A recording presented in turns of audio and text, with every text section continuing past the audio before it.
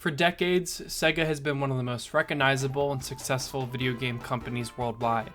Since the introduction of one of the most iconic company mascots ever in 1991 with Sonic the Hedgehog, Sega has gone on to develop and publish some of the most beloved video games of all time, from Persona to Yakuza, Bayonetta, Shenmue, House of the Dead, Crazy Taxi, and much more.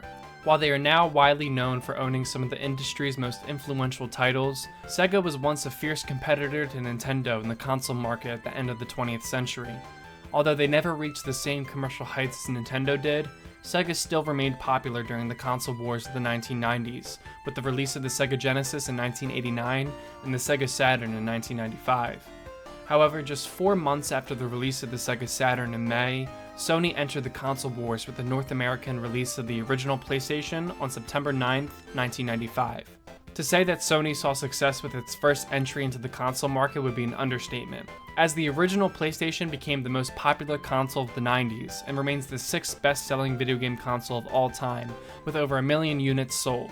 In comparison, the Nintendo 64, which released a year later in 1996, sold 33 million units, whereas the Sega Saturn failed to sell more than 10 million consoles. In 1999, the 6th generation of gaming kicked off with the release of the Sega Dreamcast, which was released 6 months ahead of Sony's second attempt at a home console. Despite the head start, the Dreamcast never stood a chance, as the majority of kids in America, Europe, and Japan were able to convince their parents to buy the cheapest DVD player on the market, the PlayStation 2, which is famously the most sold video game console of all time. While the Dreamcast was able to sell 9 million units like the Saturn before it, no one could have predicted that a little-known computer software company would kick Sega forever out of the console market. Great device was here. This is the Xbox. And so, for the first time, let me now unveil Xbox.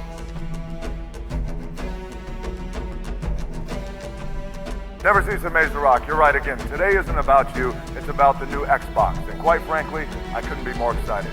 The Xbox is everything the Rock is. Cutting edge, powerful, exhilarating, and like the Rock, it will be the most electrifying thing coming out this year. Biggest retail launch in entertainment history. Dozens of grown men and probably about 3 women have crawled out of their parents' basements tonight to be first in line to buy the new video game Halo 2. You've waited long enough. I give you the future of gaming.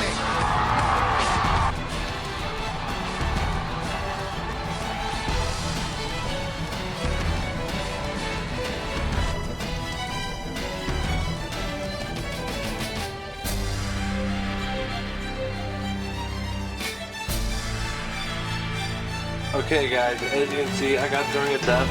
I'm going to try this new technique. It should hopefully fix it.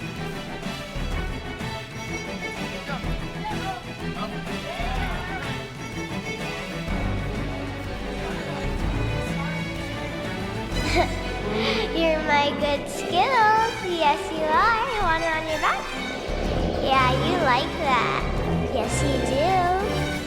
Yes, you do. Introducing Xbox One.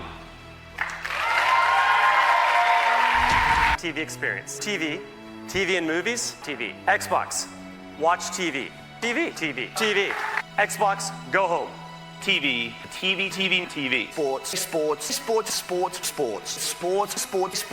Sport. Television. TV. Xbox is about to become the next water cooler. Sports. Television. TV. For Call of Duty. And fortunately, we have a product for people who aren't able to get some form of connectivity. It's called Xbox 360. Right. So stick with 360. That's your message. If you don't like it. If you. For several years in the late 2000s, the Xbox 360 was more affordable, boasted a stronger lineup of first-party exclusives, and had noticeably better performance with third-party games compared to the PlayStation 3. Eventually, Sony regained its competitiveness, slashing the price of the PlayStation 3 by removing backwards compatibility and releasing a tidal wave of celebrated first-party exclusives. Regardless of which console you think won the 7th generation, no one can deny that Sony won the next console war before the PlayStation 4 and Xbox One even released. Thanks.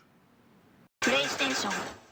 Since the disastrous launch of the Xbox One, Microsoft and Phil Spencer have struggled to regain their footing in the console market.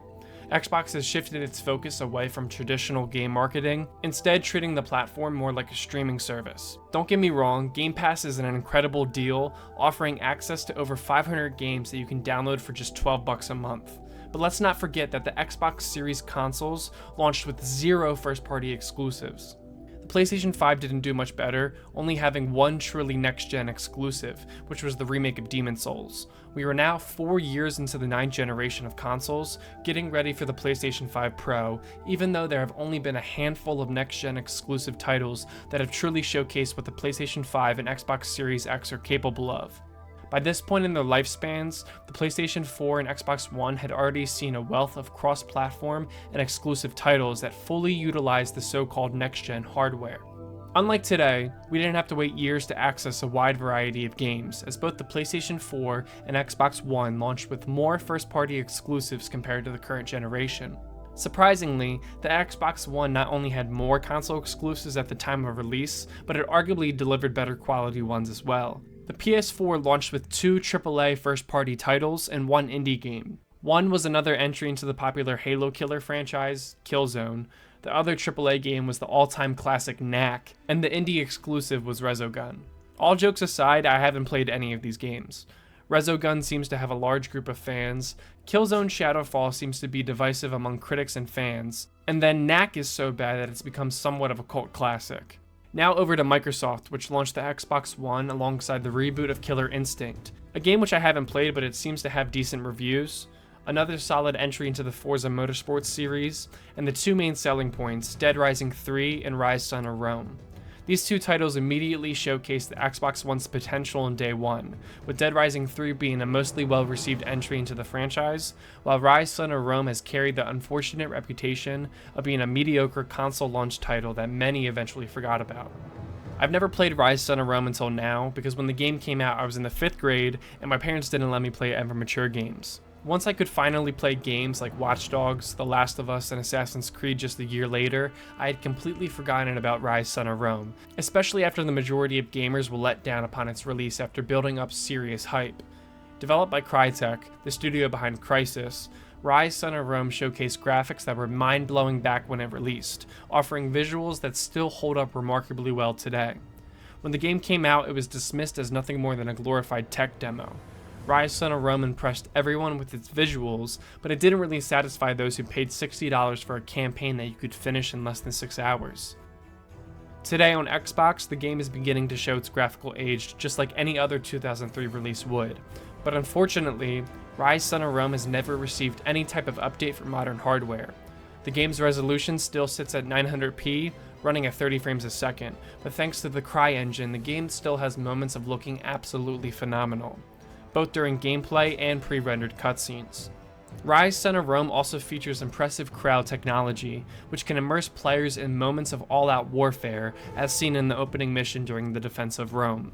The CryEngine also does a great job of creating a sense of grand scale, with sprawling cityscapes, the spacious Colosseum, and even dense forests that can feel immensely large. The game is filled with moments that will feel familiar to anyone who played Space Marines 2 just a few weeks ago, as both games do a great job at making the player feel like they're fulfilling a much smaller role within a large-scale conflict. A visual aspect that hasn't aged so well are the animations. They aren't horrible, and I'm sure it doesn't help that the game runs at 30 frames a second on Xbox, but a lot of the animations look pretty janky, and unfortunately they become pretty repetitive. When in combat, your health doesn't regenerate. Instead, you regain health by performing executions, and in Ryse Son of Rome, you are given the option to execute every single enemy, which means you will sit through a lot of executions, with there only being a dozen or so animations that are recycled throughout the whole game. After dealing enough damage to a barbarian, a little skull will appear above their head. This is your cue to pull the right trigger to initiate an execution, which will start a QuickTime event where an enemy will flash either blue or yellow, representing the X and Y button on an Xbox controller. However, soon you'll come to realize that these QuickTime events don't even matter, as you can press the wrong button and the animation will still play out. The only reason why you would press the correct button is to increase your combo by 2 points instead of 1. I don't want to sound like I'm complaining too much, as some of the animations are pretty badass, and you can also perform an execution on 2 enemies at the same time, but still, by the second or third mission you will have seen every single animation that the game has to offer. If you couldn't already tell by my explanation of the executions, combat in Son of Rome is executed through the face buttons. A is to block, X is to swing your sword, Y is to strike with your shield to open up certain enemies for attacks, and B is to roll out of the way when enemies flash red. An hour or 2 into the game, you'll gain access to spears that you can throw at enemies, and maybe it's just me, but the throwing mechanics felt super outdated and clunky. You pull on the left trigger to take out a spear, and you'll have to hold until your crosshair turns red. Once it does, pull the right trigger to throw the spear. Ryse Son of Rome does have moments where I'll try and shake things up with the combat, some mechanics more original than others. This is a game from the early 2010s, so of course there has to be a stationary turret section, which sees the player take control of a scorpion, and it's actually pretty fun to see how fast you can shoot with them in the game. The game also has moments where you can lead a Roman march, which is always accompanied by enemy archers, where you have to command your soldiers to raise their shields. Overall, that's about all that the gameplay has to offer. There are upgrades, but they're the standard increase your health, increase your damage, and so on. But there aren't any upgrades to unlock new moves or weapons, you aren't prompted to change your outfit at all, and there aren't any upgrades for the soldiers that you command. If anything, the short runtime is honestly an advantage for the game, even if its biggest flaw upon releasing in 2013 was its short and uninspired campaign. What feels even more uninspired is the story of Ryse Son of Rome. The narrative isn't bland, but objectively the plot is pretty uninspired. I do recommend giving this game a chance for anyone who has Game Pass, so if you want to avoid spoilers, skip to the timestamp on screen. The game begins with Captain Marius Titus leading the defense of Rome against an oncoming barbarian siege. After learning the basics of combat in a quick tutorial section, Marius helps to secure Emperor Nero. The two of them go to hide in the Emperor's private safe room, where Marius begins to tell his life story. For those who don't know, Ryse Son of Rome actually starts at the end of the narrative, with the rest of the game playing out in flashbacks depicting how Marius got to this point. The following mission starts years earlier, after Marius has completed his military training as a young man. Before being sent off to his post in Alexandria, Marius gets a chance to say goodbye to his parents. The writing here actually does a great job of making Marius feel genuine and relatable. So handsome. Mother, please. This is zesty as But of course, the game will adopt the stereotypical Roman story trope of murdering those who are closest to the main character. Upon the murder of his father and mother, Marius is recruited to the 14th Legion, where he's promised to give revenge on the barbarians. What follows is your stereotypical action-packed war story, which depicts Marius and other Roman soldiers in battles against the barbarians. The next mission actually has a moment ripped right out of Saving Private Ryan, and I was going to consider this plagiarism until I unlocked the achievement Saving Private Marius. The mission that follows takes Marius to the forest, with one mission set during the day, with the other one set at night. Another mission that takes you to the slums of Rome, the penultimate mission that is set in the Colosseum, and the final mission that depicts the battle in Rome that we saw in the opening mission. Overall, Ryse Son of Rome is a quick and short stereotypical Roman story that has repetitive and simplistic gameplay with little to no variation. The game is pretty mid, but I still think that anyone who has Game Pass or is willing to spend $10 or less on PC can still have a good time with this game. The graphics look amazing 11 years later, and the simple combat can still feel pretty badass as you get to escape into a world where you are a Roman soldier. Any fans of Gladiator or action-packed video games in general will enjoy the couple of hours that Ryse Son of Rome offers. While the game was pretty forgettable upon its release, it actually feels like a breath of fresh air now, especially after the severe lack of console exclusives that Xbox has failed to release over the past decade. Ryse Son of Rome may not be a great game, but it does feel reminiscent of an era where Microsoft tried to deliver on system-selling console exclusives, even if this game failed to spawn a franchise. Now for my next video, I'll be covering the latest Xbox console exclusive, Stalker 2. If you aren't already, please consider subscribing as I aim to push out videos like this every 2 weeks. If you're a loyal viewer who has seen my past couple of videos and you want to engage with me more, I listed my Instagram and TikTok in the description. Hopefully I'll see you guys in my next video. Have a good day.